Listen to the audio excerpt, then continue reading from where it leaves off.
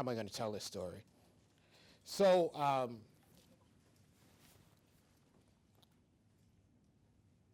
me start this way. On July 8th of 2014, I found myself sitting in a courtroom. I'd been in a relationship that was a long-term relationship. It was 23 years, 8,522 days since the first date. I know that for a reason, because as I sat in that courtroom, I was thinking about how quickly my marriage was dissolved, because I didn't fight that day, because I've been fighting for 23 years for my relationship.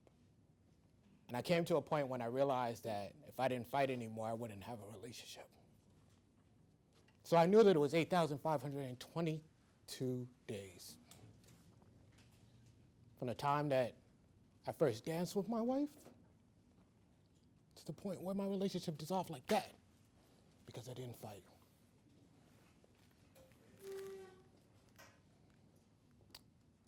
Stunning, actually. 8,522 days. 6,337 days since we've been married.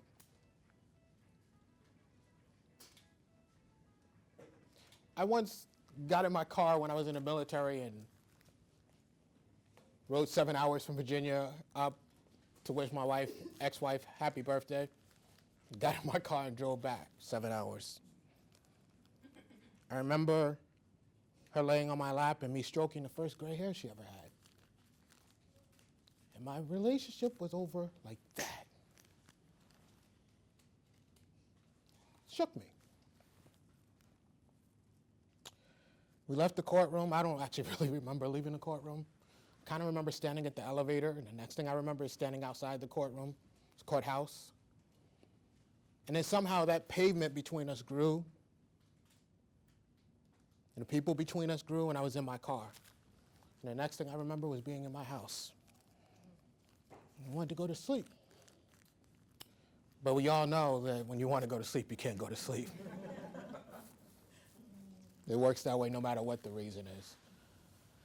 And so I decided that maybe I would go down to my refrigerator. So I'm standing at the refrigerator and I'm holding the handle of the refrigerator and I'm hoping there's some alcohol in there. And I think to myself this crazy thought. I'm like, so this is how it begins. This is how you become an alcoholic.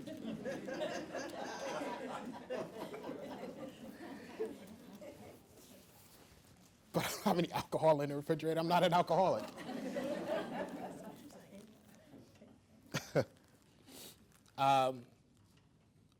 So I decide that I'm going to do something that I know works. I go back upstairs. First, I take off my ring. It's the last time I ever took it off. I never took off my ring. And the whole time, the whole 6,337 days, I never took off that ring. I sat it down and I never saw it again. I don't even know how it disappeared. I go upstairs and I get down on my knees and have a conversation. And the conversation ends kind of in a funny way. I said, God, after all this stuff, I said, I don't want to talk to a woman for about 2 years. I can't handle it.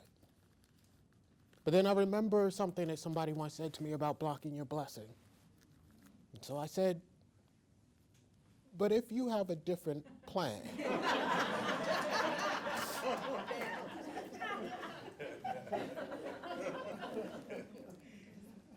He had a different plan.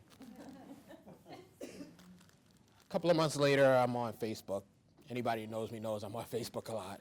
I start noticing that this person is quickly liking everything I put on Facebook. And it becomes quite obvious. So I decide we should talk. And so through a series of events, she comes over. I'm a photographer in my spare time. She comes over and I'm supposed to be taking her picture, and we start a conversation. 6 hours later, she says to me, and I didn't know it was 6 hours later. I thought it was like 40 minutes. She says to me, can I use your restroom? I said, sure. And I went in, I looked at the clock, and it was about, I don't know, 11:30, 12 o'clock at night. And I was stunned. And when she's leaving, I'm thinking, wow, that was a long conversation. But what I'm also realizing is, for the first time, I didn't hear the words. I was just in this conversation. I actually heard her voice, and I have to tell you, it was like magic. Like it hit me, and it went through my spine, and it made me feel something. And then she was leaving, and she stepped off the porch, and I was like, I don't know what to do, because I've been out of the dating pool for a long time, and I don't know to hug her, to kiss her, what you do. And she steps down, and she's obviously shorter than me, and so it's awkward. She turns to hug me. It's weird, and I'm like, this woman's never, ever, ever. She's just. But I called her up and asked her for a date, and we went on a date, and 6 hours later, we got kicked out of the restaurant. And I said, there's something here, maybe I don't know. And so a relationship began. And we're dating, and we're having a good time, and most of our conversations are very long conversations about people I don't know, that I have no reason to care about, and yet I'm engrossed in these conversations. So the relationship grows, and at one point we start talking about, what if someday we're together and we have children? And she's asked me the question, what would you name your kid? And I never thought about the possibility of having a son, right? I just knew the name was Imani. I don't know why I knew the name was Imani. And so we had this conversation over and over, and it kept being the name Imani. And so I went and I said, maybe I should figure out what this name even might mean. And when I looked up the name Imani, I found out the name means faith. And I thought that was interesting because it was my faith that allowed me to meet that woman. And so I put that in my memory bank. And that's how she gets the name Imani. The second name is Harriet. Now, another July, another Tuesday, similar day, overcast day. I was supposed to be going, this is July of 2012, not 2014. I was supposed to be going to Boston to give a speech. And I woke up that morning. Something said, don't go to Boston. Don't give that speech. So I stayed home. My mother was supposed to be having a rather routine surgery. And I got a call around 4 o'clock. And when my phone rang, I started putting on my shoes. I live in New Haven, Connecticut. She was out in Long Island, probably an hour and 40-minute trip. I was in her room in about 47 minutes. But it still wasn't fast enough. And my mother laid there with the tube sticking out of her mouth.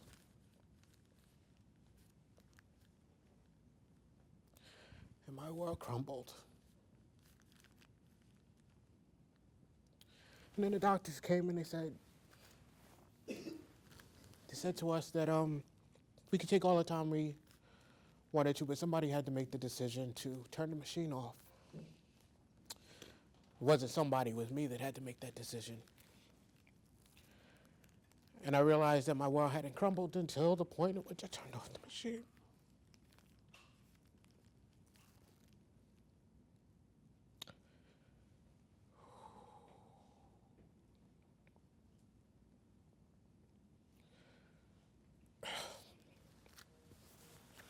So, my brother and sister,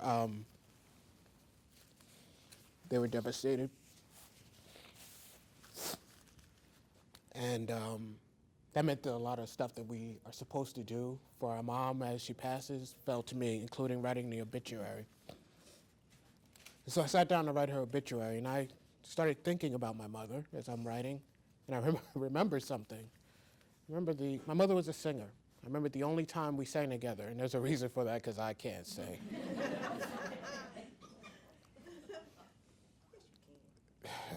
No, I can't.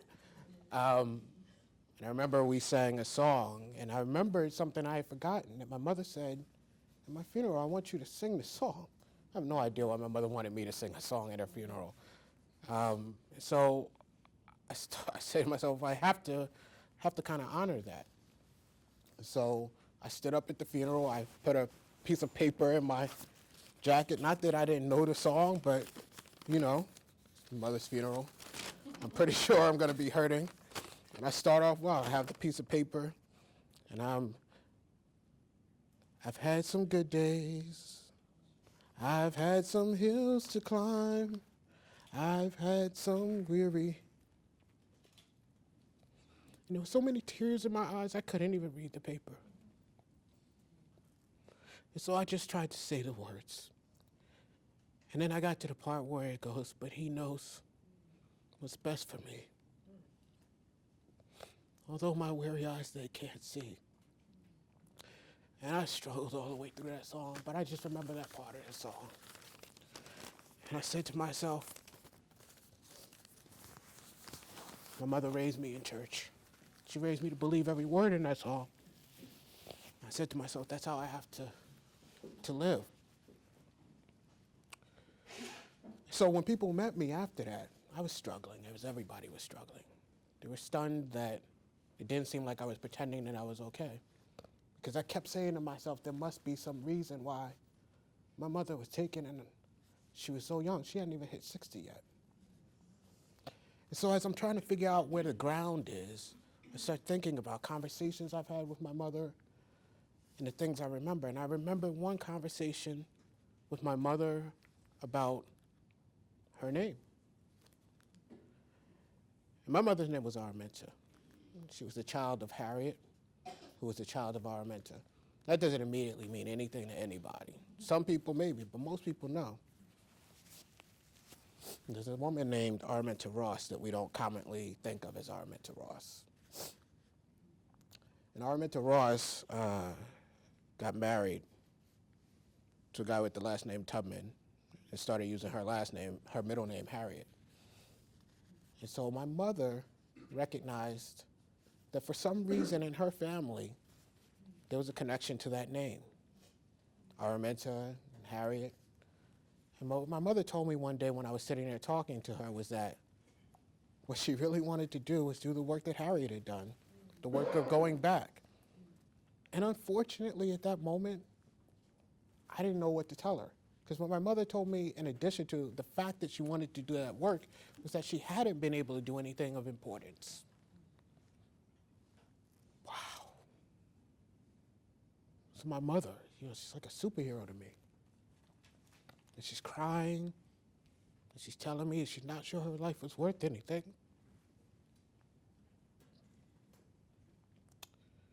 So my mother didn't get to do that work. But she raised me. And I wouldn't be doing the work that I'm doing without my mother. There was a time where I believed that, I worked really hard and I created a lot of this stuff myself, but I know now that like my mother's name has its origins in my grandmother's name, and that name has its origin in my great-grandmother's name. My story, my ability to do the work that I do has its origin in my mother. And if I had another moment, I'd tell her that you had done the work of going back because you empowered me to do that work. And so how my daughter gets her second name, Harriet, is because I honor my mother by giving her the name Harriet. So that's how she becomes Imani Harriet, because I believe that names have meaning and power. And I think it's the least that I can do. Now, I could have named her Tuesday in July, because they're just as important to this story. But that's how my daughter gets her name.